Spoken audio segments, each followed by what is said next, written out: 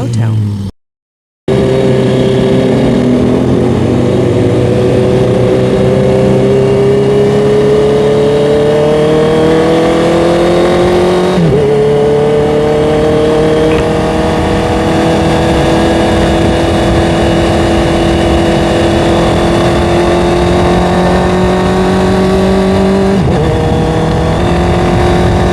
What's good mga herb?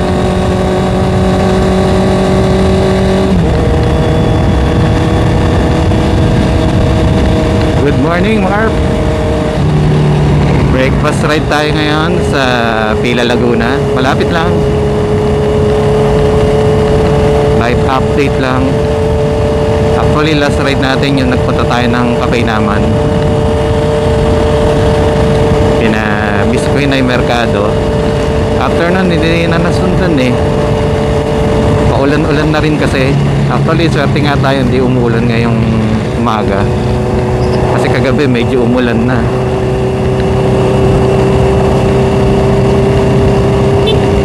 Medyo nalungkot na nga ako kagabi eh, kasi mukhang yung pinaplano nating breakfast ride ngayong araw eh mukhang mauudlot na naman. Gawa ng bigla na namang nag-uulan.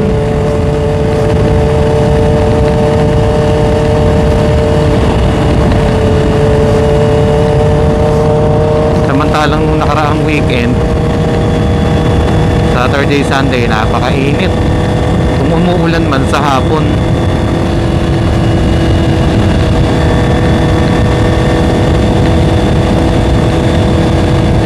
So ayun, mula July, ang daming mga nangyari sa Pilipinas. At ngayong October, so nangangalhati pa lang yung buwan actually. Dami nang nangyayaring kaguluhan, kalamidad, lalo na yung mga lindol.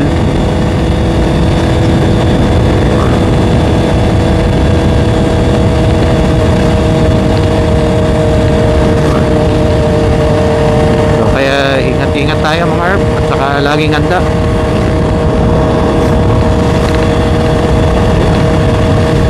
Wala tayong specific na pupuntahan sa Pila, hindi makapag-ride lang.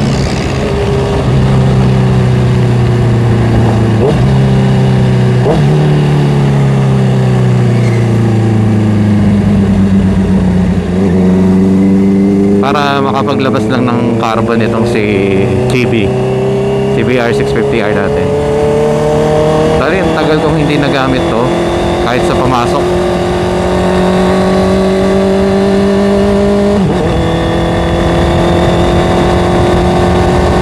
Paulan-ulan.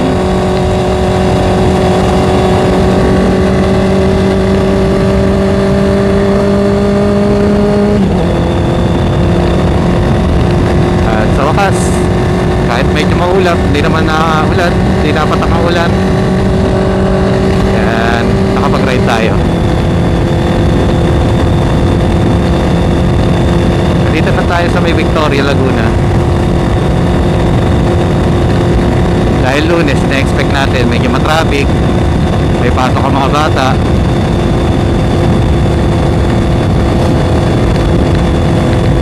So tingnan na lang natin. Quick ride lang naman tayo, saka breakfast. Medyo malamig na rin ang panahon, pero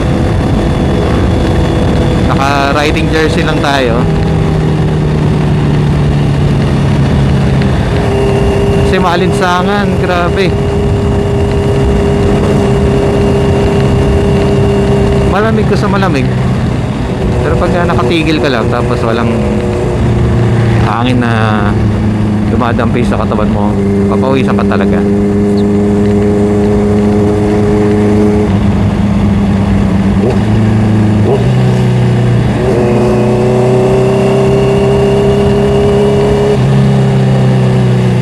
Delikado yung lubok na yun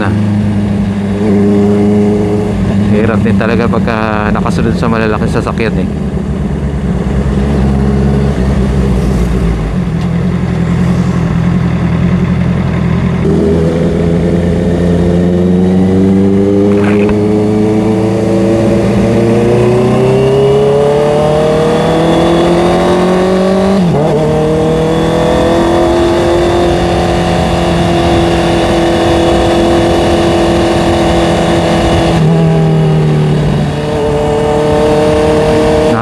din ang sigaw ni Chibi.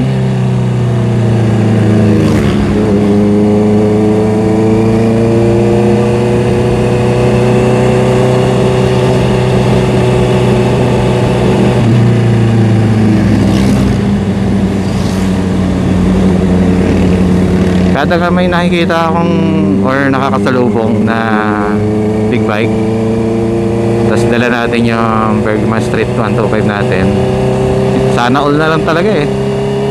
Kahit naulan, naka big bike sila kasi sipag nila maglinis. Actually isa din yun sa dahilan eh.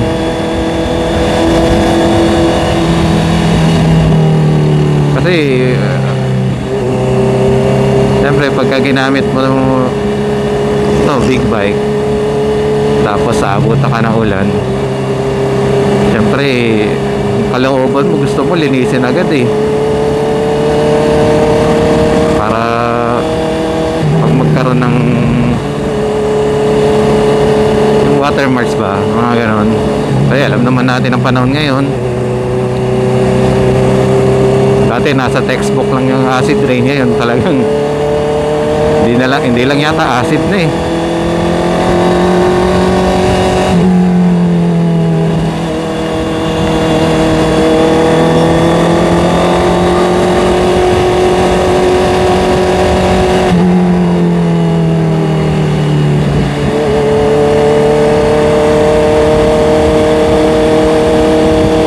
Kaya isa din yun sa dahilan kung bakit di ko masyado nagagamit si Chibi.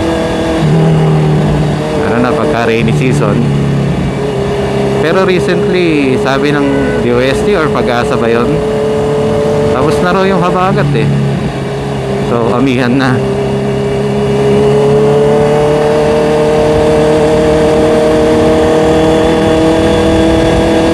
Kaso ang weird lang talaga itong mga past months, basta itong year ngayon 2025, yung alinsangan, yung init parang dire-diretso.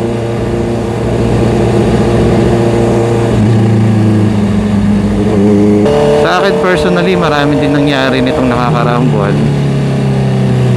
Actually, recently nga na-post ko sa page natin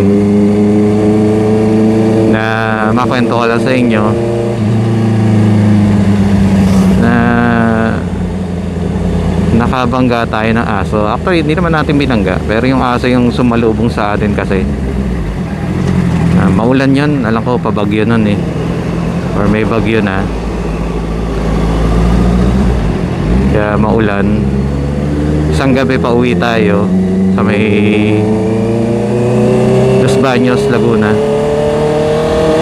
Yung isang part doon na medyo magubat, ang hinala ko kasi asong gubat, kasi may tip siya eh, or dahil siguro gabi at saka maulan kaya mukha siya may itim, pero tingin ko talaga asong gubat siya kasi medyo mataas din eh.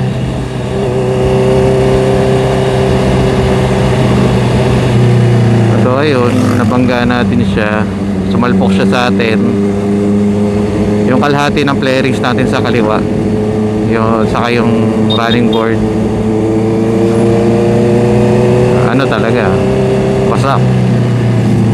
Pero thank God, awa ng Diyos, hindi naman tayo sumemplang, nakontrol pa natin yung manibela. Actually, salamat din sa mga vlogs ni Sir Joey Rivero. Ako, inaamin ko, wala naman akong proper training sa pagmumotor. Backyard training lang ako eh. Pero yung mga ganong tips kung paano mo i-handle yung isang sitwasyon habang nagmumotor ka, ayun, naalala ko yung sinabi niya isang beses nung nasa Makina Motor Show, nagana siya, bibigyan siya ng mga tips face to face sa mga bisita doon sa Makina Motor Show.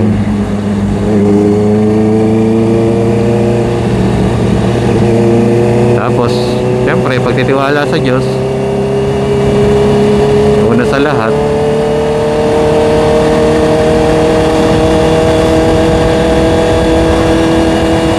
naman tayo kamote mag-drive kahit pa paano.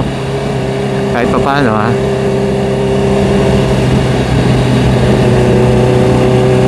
Siyempre hindi naman maiiwasan pag motor kasi, lalo na pag traffic. Yung panahon kasi ngayon napakainit.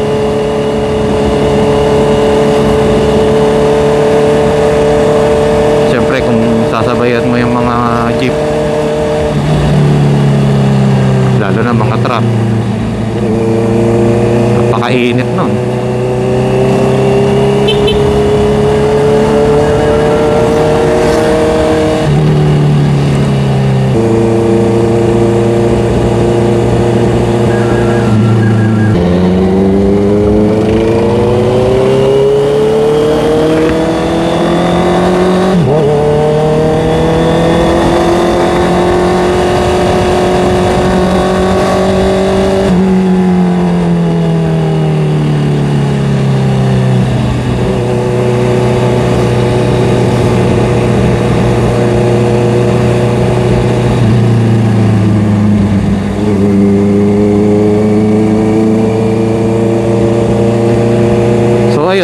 Mga herb, in the end, dahil wala naman tayo mapapanagot dun sa nangyari, di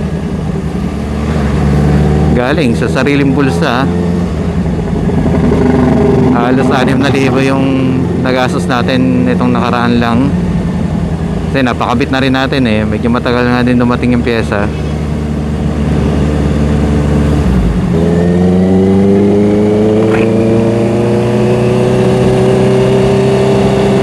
Masabing lesson learned kasi kahit pa paano alam ko naman sa sarili ko, hindi naman mabilis yung patakbo ko nung gabing yon.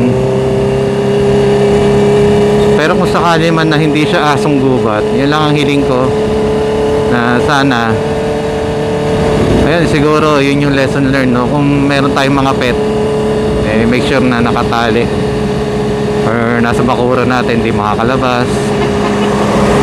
Kung aksidente man siya, tanggap ko naman, ganun talaga, aksidente eh.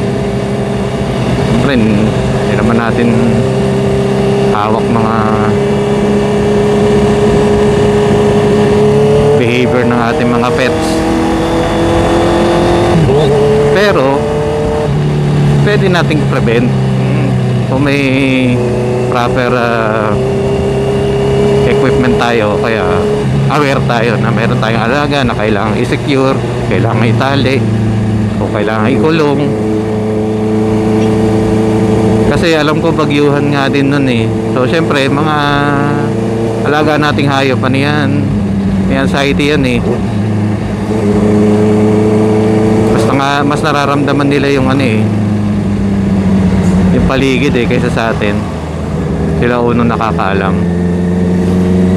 Okay mga herb, nandito na tayo sa may kanto ng pila. Punta muna tayo dito sa may gas station. Hanggang dito na lang tayo kasi quick ride lang talaga para maitakbo lang tong ating motor.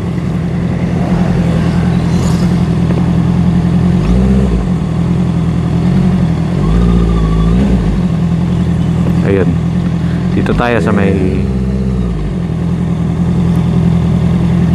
air station. Kasi parang malambot yung ating unahang gulong. Okay mga herb, so dito na lang ang ating vlog.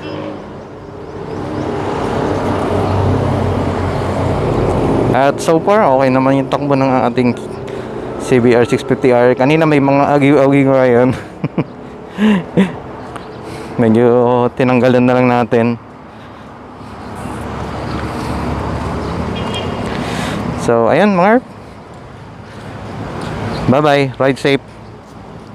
Dahil Monday ngayon, so I wish you all na maganda yung weekday nyo. Salamat mga herb, bye bye.